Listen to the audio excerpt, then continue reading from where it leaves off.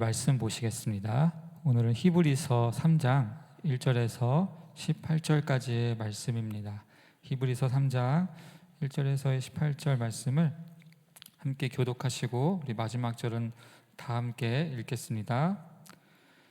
그러므로 함께 하늘의 부르심을 받은 거룩한 형제들아, 우리가 믿는 도리의 사도이시며 대제사장이신 예수를 깊이 생각하라.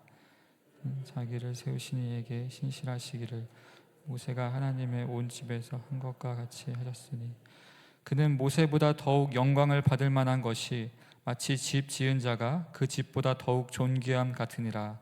집마다 지은 이가 있으니 만물을 지으신 이는 하나님이시라. 또한 모세는 장래에 말할 것을 증언하기 위하여 하나님의 온 집에서 종으로서 신실하였고, 그리스도는 하나님의 집을 맡은 아들로서 그와 같이 하셨으니, 우리가 소망의 확신과 자랑을 끝까지 굳게 잡고 있으면 우리는 그의 집이라. 그러므로 성령이 이르신 바와 같이 오늘 너희가 그의 음성을 듣거든 광야에서 시험하던 날에 거역하던 것 같이 너희 마음을 완고하게 하지 말라. 거기서 너희 열조가 나를 시험하여 증험하고 40년 동안 나의 행사를 보았느니라. 그러므로 내가 이 세대에게 노하여 이르기를 그들이 항상 마음이 미혹되어 내 길을 알지 못하는도다 하였고, 내가 노하여 맹세한 바와 같이 그들은 내 안식에 들어오지 못하리라 하였다 하였느니라. 형제들아, 너희는 삼가 혹 너희 중에 누가 믿지 아니하는 악한 마음을 품고 살아계신 하나님에게서 떨어질까 조심할 것이요, 오직 오늘이라 일컫는 동안에 매일 피차 권면하여 너희 중에 누구든지 죄의 유혹으로 완고하게 되지 않도록 하라. 우리가 시작할 때 확신한 것을 끝까지 견고히 잡고 있으면 그리스도와 함께 참여한 자가 되리라. 성경에 일렀으되 오늘 너희가 그의 음성을 듣거든 격노하게 하시던 것 같이 너희 마음을 완고하게 하지 말라 하였으니, 듣고 격노하시게 하던 자가 누구냐? 모세를 따라 애굽에서 나온 모든 사람이 아니냐? 또 하나님이 40년 동안 누구에게 노하셨느냐? 그들의 시체가 광야에 엎드려진 범죄자들에게가 아니냐? 또 하나님이 누구에게 맹세하사 그의 안식에 들어오지 못하리라 하셨느냐? 곧 순종하지 아니하던 자들에게가 아니냐? 아멘. 제가 헌금 잠시 보고 드리겠습니다. 권태순 집사님께서 건축 헌금 드리셨습니다. 김문옥 집사님께서 케냐 영광교회 건축 헌금 드리셨습니다. 하나님의 나라가 확장되는 데 쓰여지기를 기도합니다. 그리고 박춘자 권사님, 김목 권사님께서 건축 헌금 드리셨습니다. 무사히 마치시기를 기도합니다. 어머님 건강하게 해주시기를 기도합니다. 또 11조 헌금으로 박찬영 집사님 그리고 김현주 집사님께서 드리셨습니다. 또 감사 헌금으로 유세희 장로님께서 드리셨습니다. 또 일천작정 헌금으로 천병우 집사님 외에 많은 분들께서 드리셨습니다. 잠시 헌금을 위해서 기도하겠습니다. 살아계신 하나님 아버지, 오늘도 이렇게 우리를 예배의 자리로 불러주셔서 감사합니다. 하나님을 기뻐하고 하나님을 사랑하는 마음으로 자원하여 예물을 드립니다. 이 예물을 기뻐 받아주시며 언제나 우리의 삶 속에서도 늘 믿음과 소망을 잃지 않고 살아가는 드림교회 모든 성도님들이 되게 하여 주시옵소서. 이 예물이 정말 하나님 나라의 확장에 귀하게 쓰여지길 원하고, 하나님 뜻대로 하나의 낭비도 없이 전부 다 알뜰하게 사용될 수 있도록 하나님 아버지 이 재정에 축복을 더하여 주시고, 또 이 드린 손길 위에 더욱더 복의 복을 더하시사 더욱더 하나님께 영광 돌리기를 힘쓰는 우리 모든 성도님들 다 될 수 있도록 도와주시옵소서. 감사드리며 예수님의 이름으로 기도드립니다. 아멘. 사랑하는 성도 여러분, 최근 들어서 깊이 생각하고 계신 일들이 있으신지 궁금합니다. 아마 적어도 한 가지쯤은 있지 않으실까 생각됩니다. 저는 오늘 본문 1절을 읽으면서 생각이라는 것이 과연 무엇인가 다시 한번 정의를 내려볼 필요가 있겠다고 그렇게 생각하게 되었습니다. 생각이란 무엇입니까? 우리는 이제 생각이라는 단어를 많이 쓰지만 막상 사전적 정의로 찾아보니까 생각에 대해서 이렇게 나와 있었습니다. 함께 읽어볼까요? 시작. 사물을 헤아리고 판단하는 작용입니다. 특별히 오늘 본문에서는 깊이 생각하라고 이렇게 말씀하고 있는데, 제가 그렇다면 깊이 생각한다는 건 무엇일까 한번 찾아보니까 두루 생각하다라는 뜻을 가지고 있었습니다. 그리고 이 두루두루 생각한다는 게 좀 더 구체적으로 어떤 뜻일까 한번 더 찾아보니 바로 빠짐없이 골고루 생각하다라는 그런 의미를 담고 있었습니다. 다시 말하면은 어느 한쪽으로 이렇게 생각이 치우치지 않고, 좌로나 우로나 치우치지 않고 완벽하고 균형 있게 골고루 생각하는 것이 깊은 생각의 정의가 된다는 것을 이렇게 이해해 볼 수 있습니다. 오늘날 우리가 살아가는 사회 현실은 어떠합니까? 두루 생각할 여유가 없습니다. 차분하게 앉아서 생각이라는 것을 하기에는 세상이 우리를 가만히 놔두지 않는 것처럼 느껴집니다. 끊임없이 우리를 생각 없는 자로 살도록 부추기고 있는 것입니다. 사람들은 이제 걸어 다니면서도 음악을 듣거나 또 자신의 눈과 귀나 마음을 즐겁게 해주는 그런 영상들을 계속해서 보면서 자기 자신에게 어떠한 틈도 주지 않으려고 노력하고 애쓰는 것만 같습니다. 또 짧은 시간에 여러 일을 처리해야 하는 것도 우리가 생각을 잘 하지 못하게 만드는 계기가 되기도 합니다. 그리고 이제 한 가지 더 우리가 생각을 깊게 하지 못하는 또 한 가지 이유가 있다면, 사람들은 자신도 모르게 주로 즐겨 생각하고 즐겨 보고 즐겨 듣는 것들이 자신의 생각과 반대되는 내용이 아니라 어느 정도 일치되는 내용들을 계속해서 본다는 것입니다. 예를 들면은 이제 정치에 관련된 뉴스들이 그러할 수 있습니다. 이제 보수 쪽의 성향을 가지신 분들은 그와 같은 입장을 가진 사람들의 이런 생각들을, 영상들을 많이 보실 것이고, 또 반대로 진보 쪽 성향을 가지신 분들은 또 그쪽에 관련된 영상들을 많이 보실 거라는 것입니다. 또 유튜브 알고리즘이 그것들을 더 이렇게 우리에게 그쪽으로만 생각할 수 있도록 선동하고 부추긴다는 것이죠. 사람마다 관심과 성향을 잘 파악해 두었다가 그 AI가 그렇게 사람으로 하여금 깊은 생각을 하지 못하도록 그렇게 이끈다는 것입니다. 이것들이 바로 균형 잡힌 생각이 아니라 생각의 편식이라고 그렇게 말할 수 있습니다. 그런데 오늘 우리가 읽은 이 성경 본문에서는 이 생각이라는 것을 어느 한쪽으로 이렇게 치우치지 않고 골고루 그리고 빠짐없이 완전하게 하는 방법에 대해서 가르쳐 주고 있습니다. 그것이 무엇인가 하니 바로 예수를 깊이 생각하는 것이라고 그렇게 말씀하고 있습니다. 사랑하는 성도 여러분, 예수님은 어떤 분이십니까?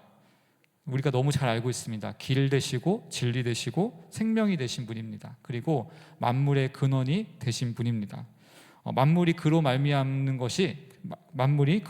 않은 것이 하나도 없다고 그렇게 말씀하고 있습니다. 그렇게 우리가 예수님을 생각하면 사실상 어느 한쪽으로 치우치기가 어려운 줄로 믿습니다. 반드시 우리는 균형 잡힌 생각을 가질 수밖에 없도록 그렇게 기준을 잡아주시는 분이 바로 우리 예수님이 된다는 것입니다. 그래서 이 세상 만사 어려운 어떤 문제들도 예수님께 가지고 나오면은 해석이 안 되는 일이 없는 것이죠.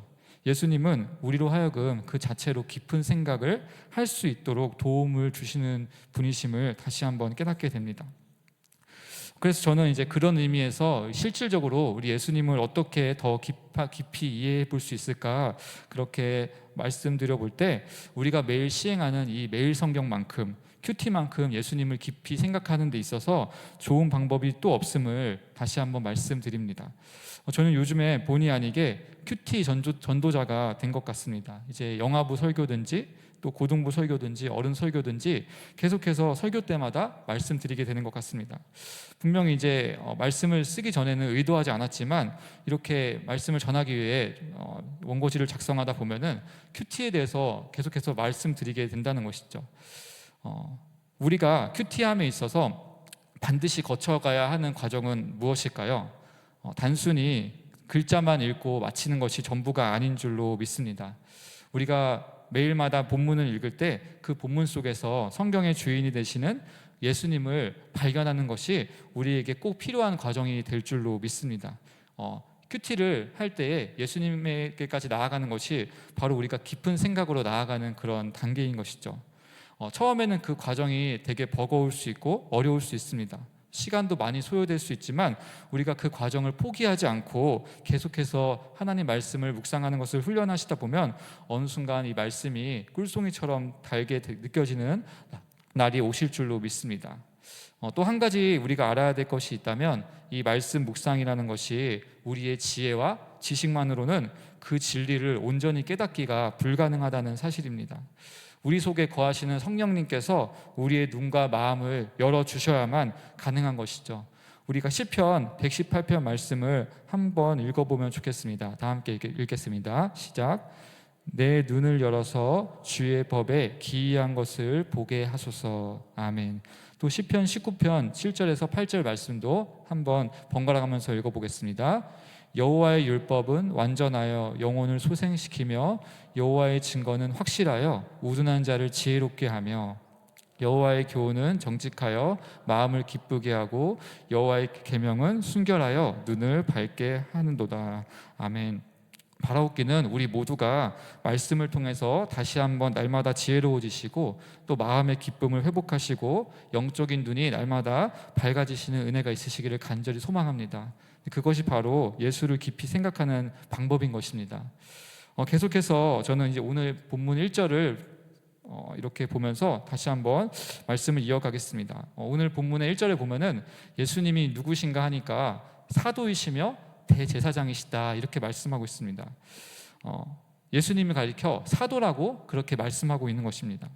사랑하는 성도 여러분, 사도에 대해서 많이 들어보셨을 것입니다. 사도란 제가 찾아보니까 성경적인 원어의 의미로 딱 두 글자로 이렇게 표현해주고 있었습니다. 바로 뭐라고 나와 있나요? 네, 특사라고 그렇게 표현되어 있습니다. 여러분, 특사는 어떤 일을 하는 사람입니까? 왕이나 대통령의 대변자로 그렇게 보냄을 받은 사람입니다. 예수님은 하나님의 대변자로서 보냄을 받으신 분이라고 그렇게 우리가 사도로서 이해할 수 있습니다. 그리고 제가 이제 우연히 이 특사에 대해서 찾아보던 중에 대사라는 단어가 또 있다는 것을 발견하게 되었는데요. 잠시 그 특사와 대사의 차이점도 한번 설명드려 보면 좋겠습니다. 특사라는 것이 이제 어떻게 보면 특정 임무를 위해서 외국으로 그렇게 잠시 파견됐다가 본국으로 다시 돌아오는 그런 역할을 하는 사람이 특사라면, 대사는 그 나라에 계속해서 상주하는 외교관을 그렇게 가리킨다고 나와 있습니다. 저는 이 말씀을 연구하는 가운데 우리 예수님이야말로 사도로서 또 특사로서 동시에 우리의 대사가 된다는 사실을 다시 한번 깨닫게 되었습니다. 하나님과 원래는 동등한 분이셨던 우리 예수님은 이 땅에 하나님의 아들로서 인간의 몸을 입으셨고 성육신하셔서 이렇게 하늘나라에서부터 이 땅으로 특사로 이렇게 파견되신 분이심을 다시 한번 믿습니다. 예수님은 이 땅에 오셔서 행하신 일이 오직 자기의 어떤 뜻을 위해서 사신 것이 아니라 오직 아버지의 뜻을 전하시며 이루셨고, 그 결과 최종적으로 많은 사람들의 죄를 대신해서 십자가에 달려 돌아가시고 다시 사흘 만에 부활하셨으며 그렇게 하늘로 올라가시는 그런 일을 하신 것입니다. 결국 다시 본국으로 그렇게 돌아가셨다고 이해할 수 있는 것이죠. 이것이 바로 우리 예수님이 사도요, 또 다른 말로 하면 하나님 나라의 특사가 되었다는 증거일 수 있습니다. 예수님은 지금 하늘나라에서도 우리를 위해서 계속해서 중보하고 계십니다. 그런데 이제 여기서 다가 아닙니다. 예수님은 여전히 이제 대사로서도 우리와 함께 하고 계십니다. 예수님은 이제 육신은 하늘나라에 계시지만, 다시 말해서 이제 그분의 인성은 하늘나라에 계시지만 신성은 여전히 우리와 함께 하고 계십니다. 인간과 다르게 예수님은 인성도 있으시고 신성도 모두 갖추신 분인데, 인성은 이제 하늘로 있다면 신성은 여전히 이 땅에서 우리와 함께 동행하고 계신 것입니다. 마치 대사라는 직업을 가진 사람이 다른 나라에서 상주하며 그렇게 임무를 수행하는 것처럼 우리 예수님께서는 그분의 신성으로 하늘나라보다 훨씬 못한 이 죄악이 넘치는 이 땅에서 계속해서 그분의 백성들을 천국으로 인도하시려고 쉬지 않고 우리와 동행하고 계신 줄로 믿습니다. 저는 이제 이렇게 말씀을 묵상하는 가운데 우리 성도 또한 특사가 된다는 사실을 다시 한번 생각해 볼 수 있었습니다. 정확히 말하면 특별 사면을 받은 존재가 바로 우리 성도가 됨을 믿습니다. 우리나라는 이제 광복절 특사라고 하는 것이 있습니다. 이제 올해는 2,188명이 이 특별 감형을 얻게 되었다고 보도되었습니다. 그런데 이제 저는 이제 생각하게 되기를, 그렇다면 특별 감형을 얻은 사람들이 과연 가져야 할 태도란 무엇일까 이렇게 생각해 보았을 때, 자기를 풀어준 국가에 대해서 은혜와 감사 그리고 찬송의 태도를 가지는 것이 마땅하다고 그렇게 보았습니다. 이제 사면을 받았으니까 어떻게 하면 다시 범죄를 저지를까 그렇게 궁리하는 것이 아니라, 죄인된 자신을, 아무런 자격 없는 나를 구해 주셨으니 이제 나라를 위해서 내가 감사와 보답을 해야 한다는 마음으로 살아가는 것이 바로 이 특별 사면을 받은 존재의 그런 모습이 되어야 된다, 이렇게 저는 생각하게 되었습니다. 마찬가지로 성도된 우리 또한 아무런 자격이 없지만 영원한 죄와 형벌에서 특별 사면을 받은 존재이기 때문에 우리는 그것을 허락해 주신 우리 하나님께 무한한 영광과 감사를 드리며 찬양을 해야 하는 존재임을 다시 한번 깨달을 수 있습니다. 우리가 어떤 불평이나 원망이나 또는 불만이 우리 가운데 가득할 이유가 없는 것입니다. 그런데 때때로 자주 우리는 어떻게 행동합니까? 연약하고 부족한 존재인지라 이 특별 사면의 은혜를 자주 잊어버립니다. 그리고 옛날의 죄인의 모습으로 자꾸 돌아가고 싶어 할 때가 있습니다. 또 나 자신이 때로는 마치 어떤 대단한 자격이라도 되는 것처럼 하나님께 나의 불만과 불평을 막 쏟아낼 때가 있는 것입니다. 나의 현재 처지를 다른 사람과 때로는 비교하며 경쟁하는 가운데 때로는 자격지심을 느끼거나 심리적으로 때로는 박탈감을 느끼면서 하나님께 왜 나에게 이 정도의 축복밖에 주시지 않느냐며 그렇게 지금 나를 차별하시는 거냐고 때로는 하나님께 호소할 때가 있는 것입니다. 또 아니면 현재 어려움이나 고통에 몸부림치며 괴로워하며 하나님께서는 지금 나의 인생에서 무엇을 하고 계시길래 나를 이렇게 내버려 두십니까? 라고 때로는 이렇게 따져 물을 때가 있다는 것입니다. 예수를 믿고 우리는 특별 사면을 받고 새롭게 거듭났으나 여전히 우리 마음속에는 죄성이라는 것이 있어서 그 부족함과 연약함을 한없이 묵상할 수 있다는 것입니다. 사랑하는 성도 여러분, 인생을 살아가시다 보면 다 이해할 수 없고 후회할 만한 일들을 분명히 하게 되기 마련입니다. 그때마다 내가 왜 그랬지라고 때로는 스스로 생각하며 자신을 심하게 자책하기도 하고 자신을 못마땅하게 여기기도 하고, 그러면 그럴수록 점점 더 깊은 어두움으로 들어가게 됩니다. 내가 과거에 좀 더 인생을 잘 살아볼 수 있지 않았을까? 왜 나는 이 정도밖에 열심히 살지 않았을까? 때로는 자신을 이렇게 정죄할 수도 있습니다. 그런데 그러면 그럴수록 결국 나 자신만 더 망가뜨리고 상황만 더 악화시킬 뿐입니다. 달라지는 것은 전혀 없고 어두운 내면과 나의 자신의 표정만 그렇게 남아있는 것이죠. 그렇기 때문에 우리는 힘들수록 계속해서 누군가에게 내가 나도 모르게 피해를 주어서 미안하다고 느끼고 계속해서 어떤 죄책감 가운데 있을수록 오히려 오늘 말씀 1절에 나와 있는 것처럼 더욱더 예수님을 바라보심으로 그 상황을 빠르게 반전시킬 수 있으심을 믿습니다. 나에게 어떤 어려움과 고난이 닥쳤을 때 나의 어떤 부족함과 연약함을 계속해서 바라보고 그렇게 있는 것이 아니라 다시 한번 예수님을 깊이 생각하심으로 하나님으로부터 오는 위로와 평강을 누리게 되시는 저와 여러분들 되시기를 간절히 소망합니다. 히브리서 4장 15절에서 16절 말씀은 우리가 이제 사도에 이어서 예수님이 바로 대제사장이 되신다는 사실을 가르쳐주고 있습니다. 우리 함께 번갈아 가면서 15절과 16절 말씀을 읽어보겠습니다. 우리에게 있는 대제사장은 우리의 연약함을 동정하지 못하실 이가 아니요 모든 일에 우리와 똑같이 시험을 받으신 이로되 죄는 없으시니라. 그러므로 우리는 긍휼하심을 받고 때를 따라 돕는 은혜를 얻기 위하여 은혜의 보좌 앞에 담대히 나아갈 것이니라. 아멘. 그리고 예수님이 대제사장이 되신다는 의미에 대해서 히브리서 9장 11절에서 12절도 이렇게 말씀하고 있습니다. 이것도 한번 번갈아 가면서 읽겠습니다. 그리스도께서는 장래 좋은 일의 대제사장으로 오사 손으로 짓지 아니한 것 곧 이 창조에 속하지 아니한 더 크고 온전한 장막으로 말미암아 염소와 송아지의 피로 하지 아니하고 오직 자기의 피로 영원한 속죄를 이루사 단번에 성소에 들어가셨느니라. 아멘. 결국 예수님이 우리의 대제사장이 되신다는 의미는 모든 일에 우리와 똑같이 시험을 당하셨으나 죄는 없으시고 또 자기의 피로 영원한 속죄를 이루신 분이라는 사실을 다시 한번 깨닫게 해줍니다. 우리 예수님도 육신을 입은 인간이시기 때문에 우리와 같이 시험을 당한 분이셨기 때문에 우리의 모든 연약함을 동정하실 수 있는 분이라고 그렇게 말씀하고 있습니다.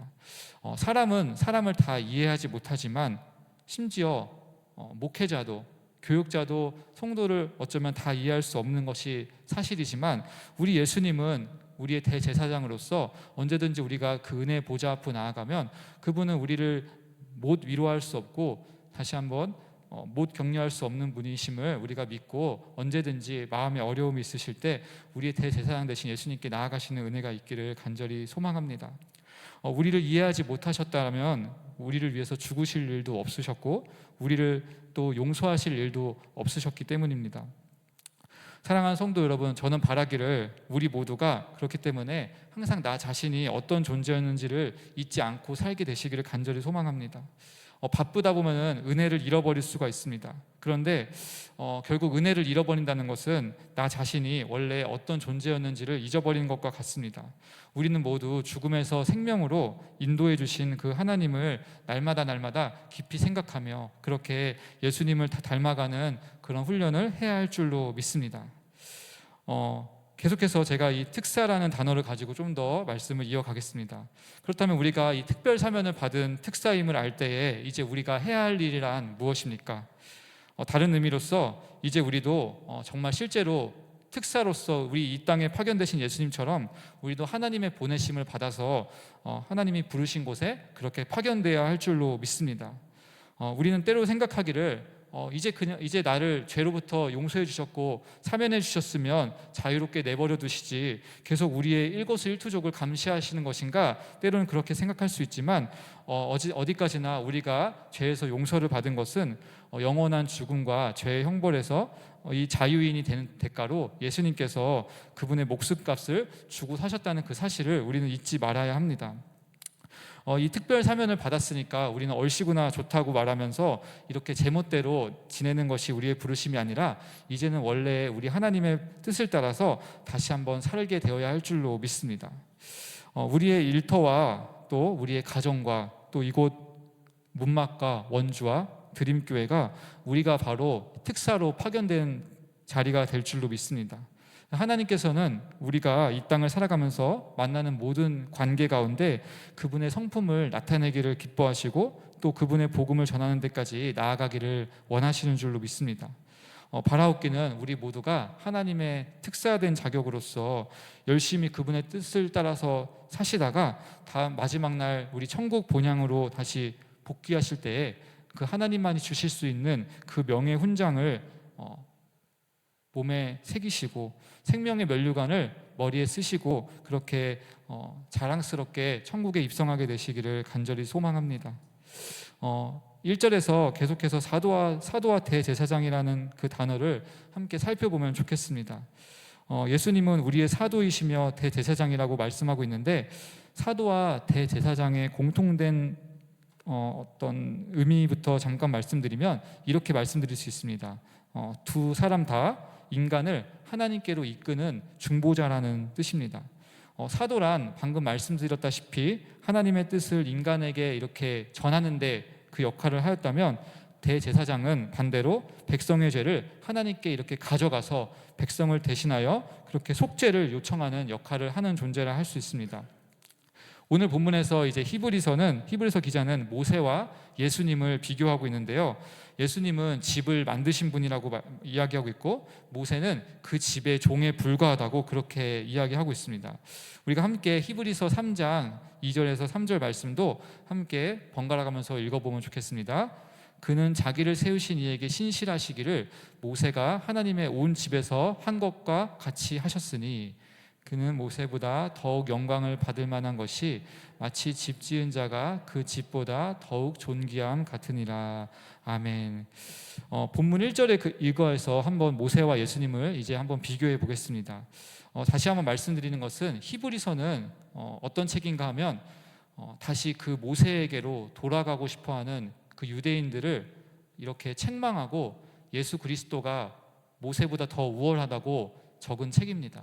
당시 많은 환난과 핍박 속에서 유대교, 그 모세를 믿는 그 종교, 그 과거의 그 구약의 그 율법을 믿는 따르는 그 종교가 훨씬 위대한 것 같다고 그렇게 여기는 사람들에게, 그런 성도들에게 이름을 알 수 없는 그 저자가 아니다, 예수님이 모세보다 더 우월하시다라고 그렇게 말하는 책이 바로 이 히브리서가 되는 줄 믿습니다. 이것을 가지고 제가 다시 한번 말씀드리겠습니다. 모세는 나름대로 그 율법을 그의 백성들에게 전하는 역할을 잘 했습니다. 사도적인 역할을 잘 했다고 볼 수 있습니다. 하지만 그는 대제사장직에 대해서는 하지 못했습니다. 그의 형 아론이 바로 대제사장직을 대신 수행하였습니다. 반면에 우리 예수님은 사도이시며 대제사장직을 모두 수행하였다고 그렇게 나와 있습니다. 이 부분에서도 모세보다 예수님이 더 우월하다는 사실을 가르쳐 줍니다. 예수님만이, 오직 예수님 이전과 이후로 그 어떤 누구도 대제사장이며 사도의 직분을 동시에 가진 사람이 없다고 그렇게 저는 말씀드립니다. 오직 예수 그리스도만이 이 사도와 대제사장의 직분을 동시에 소유하셨고 하나님과 인간 사이를 중재하실 뿐입니다. 그래서 저희도 하나님의 성전된 자로서 내가 어디에 있든지 사도이자 대제사장이 되시는 예수님을 믿고 따름으로 그분의 은혜의 보좌 앞으로 나아갈 수 있게 된 것입니다. 그렇다면 목회자는 누구입니까? 종종 이제 우리가 착각하기를 목회자가 과거 구약 시대의 레위인과 제사장이 아닌가, 때로는 그렇게 생각하시는 분들이 계시지만, 말 그대로 목회자는 우리가 예수를 깊이 생각할 수 있도록 옆에서 도움을 주는 존재인 것이지 구약 시대의 어떤 제사장이나 사도가 아님을 다시 한번 우리가 깨닫게 되시기를 간절히 소망합니다. 사랑하는 성도 여러분, 저는 바라옵기를 우리가 비록 구약시대의 사도이자 대제사장의 직분을 가진 존재는 아니지만 하나님께서 우리를 이 시대에 선지자요, 왕같은 제사장 같은 자로 불러주셨음을 굳게 믿고 우리가 서로가 서로에게 사도 같은 자요, 또 대제사장 같은 자로 서로를 돕고 서로를 위해 기도하고 또 권면하는 그런 중보자가 되시기를 간절히 소망합니다. 저는 오늘 말씀을 읽는 가운데 다시 한번 1절을 보시면은 함께라는 단어가 눈에 들어왔습니다.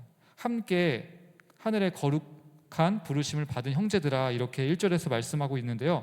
결국 우리의 부르심은 결코 개인의 부르심이 아니라 함께 교회로 불러주신 하나님이심을 다시 한번 깨닫게 됩니다.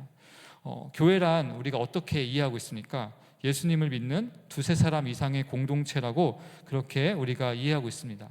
그런데 이제 신앙생활을 하다 보면은 종종 혼자서 이렇게 신앙생활을 하시는 분들이 있습니다. 이제 교회를 안 다니고 혼자 사도처럼 또는 선지자처럼 또는 대제사장처럼 그렇게 다니시며 그렇게 예언도 하시고 이렇게 다니시는 분들이 있는 것입니다. 마치 교회의 신앙이 목사님의 신앙이 자기의 신앙의 수준보다 훨씬 더 뒤떨어진다고 생각하면서 집에서 혼자 예배를 드리며 혼자 깊이 성경 연구를 하면서 마치 뭔가를 엄청나게 중요한 것을 깨달았다고 그렇게 때로는 다니기도 한다는 것이죠. 마치 이렇게 또는 세례 요한처럼 이렇게 광야에 외치는 자의 소리로 그렇게 다니기도 한다는 것입니다. 그런데 그런 분들이 어쩌면 더 위험한 분들입니다. 왜냐하면 자기 자신을 흠이 없는 존재로 여기기 때문에 그렇습니다. 우리는 모두가 개인으로 놓고 볼 때는 불완전한 존재입니다. 하나님은 결코 우리가 교회가 아닌 개인으로만 살게끔, 개인으로만 그렇게 하나님께 나아가게끔 부르지 않으셨다는 사실을 다시 한번 믿게 되시기를 간절히 소망합니다. 우리 그리스도인은 어떤 존재가 되어야 하느냐면 더욱더 날마다 모이기를 힘쓰고 날마다 서로가 서로를 돌아봄으로써 더욱더 완전해질 수 있는 줄로 믿습니다. 히브리서 3장 2절에서 3절을 보면은 예수님은 집을 지은 분이라고 말씀하시고 모세는 그의 종이라고 그렇게 말씀합니다. 정확히 말씀드리면 이제 4절에서 만물을 지으신 분은 하나님이시고 예수님은 그 집의 자녀이며 모세는 종이라고 그렇게 이야기하고 있습니다. 제가 아까 전에 말씀드린 것처럼 유대교 내에서 모세는 신뢰와 자랑거리였습니다. 정말 그 모세가 차지하는 자리는 절대적이었습니다. 그래서 이제 유대 종교 지도자들인 이제 바리새인들은 자신들을 모세의 제자라고 여기는 것을 자랑스럽게 여기기도 했습니다. 또 서기관과 바리새인들 역시도 모세의 자리에 앉기를 좋아했다고 나와 있습니다.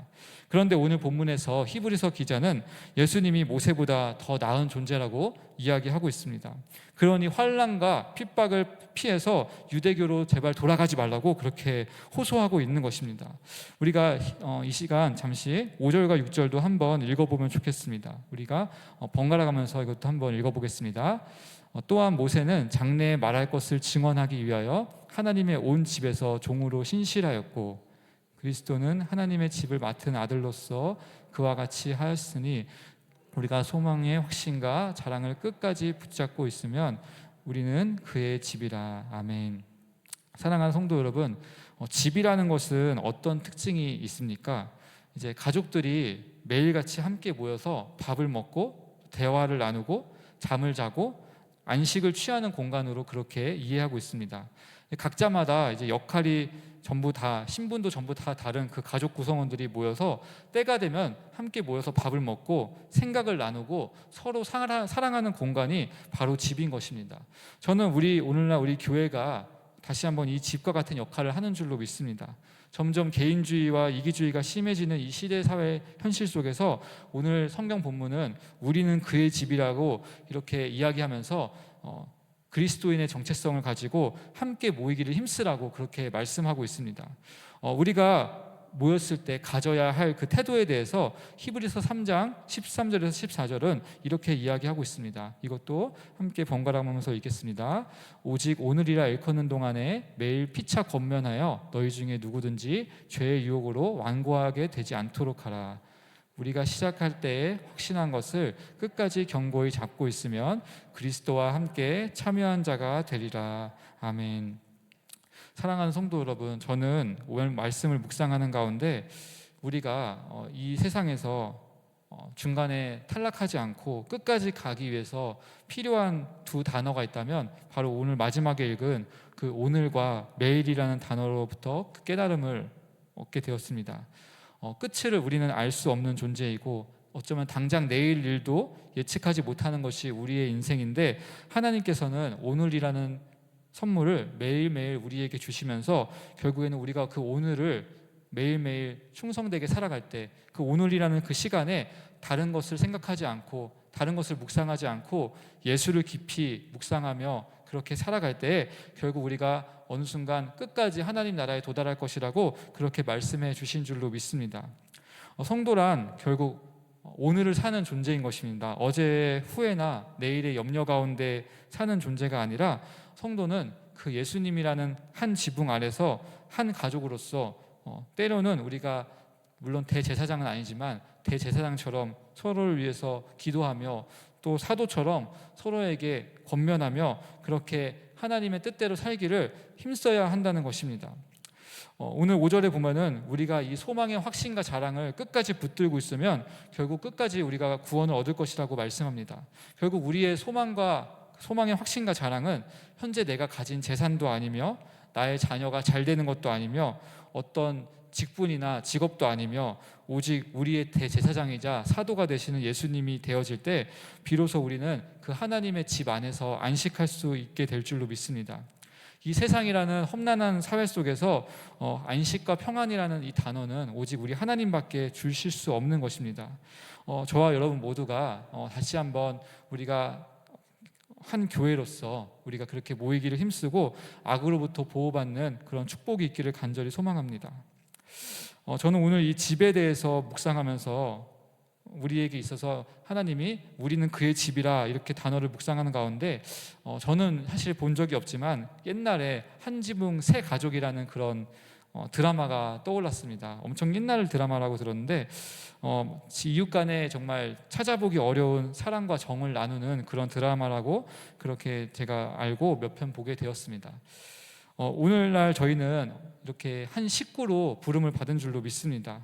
날마다 우리가 하나님의 말씀이라는 그 양식을 먹기 위해서 새벽마다 또 저녁마다 우리가 함께 모여서 그렇게 밥을 먹고 이제 밥을 먹고 나면 아버지는 또 회사로 나가시고 어머니는 가정을 돌보시고 자녀들은 또 학교를 가는 것처럼 우리도 날마다 그 말씀이라는 양식을 먹고 다시 한번 그 말씀을 힘입어서 우리 각자의 부르심의 자리로 나아가는 것이 바로 하나님이 우리에게 불러주신 그 부르심의 자리인 줄로 믿습니다.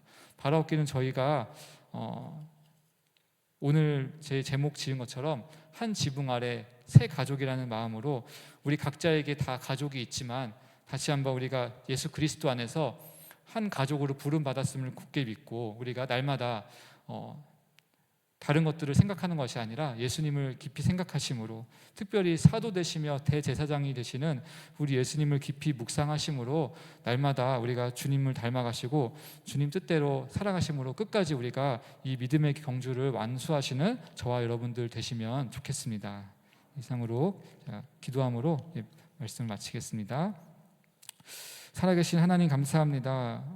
다시 한번 우리의 대제사장이 되시며 사도 되시는 예수님을 생각하며 묵상하며 아버지, 우리에게는 어쩌면 아무런 능력도 없고 구원을 받을 만한 자격도 없지만 먼저 하나님께서 우리를 그 거룩한 부르심 가운데 불러주셔서 또 우리를 혼자가 아닌 한 지붕 아래 새 가족으로 불러주셔서 교회라는 이름으로 우리를 묶어주셔서 그렇게 서로 간에 보호받으며 서로 간에 권면하며 기도하며 함께 주 예수께로 자라나는 그런 존재로 우리를 불러주셨음을 믿습니다.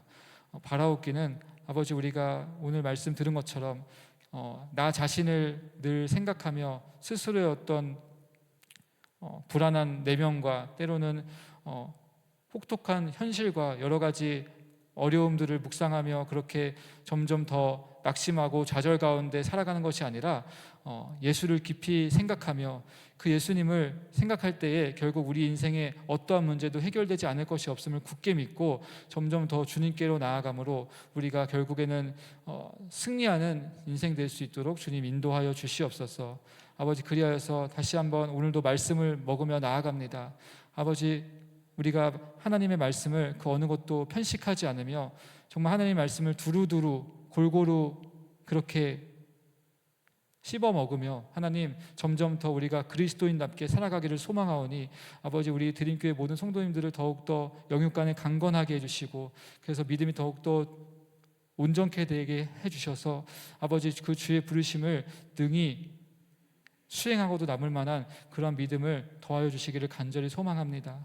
하나님, 우리 가운데 오늘도 다시 한번 예배드리게 해주심을 감사드리고 다시 한번 예배를 통해서 홀로 영광 받으시기를 간절히 소망합니다. 감사드리며 예수님의 이름으로 기도드립니다. 아멘.